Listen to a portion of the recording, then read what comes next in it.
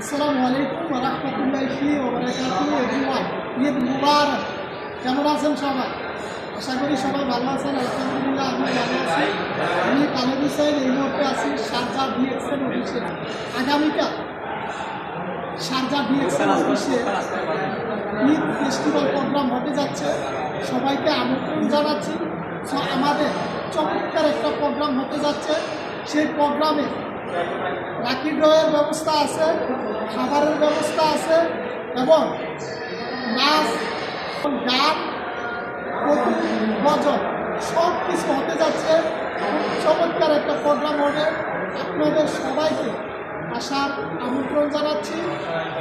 আগামীকাল বিকেল 3টা বাজে শুরু হবে আমাদের প্রোগ্রামটা। সো আপনারা আসলে আশা করি অনেক কিছু জানতে পারবেন, শিখতে পারবেন এবং অসাধারণ আনন্দঘন মুহূর্ত হবে ইনশাআল্লাহ।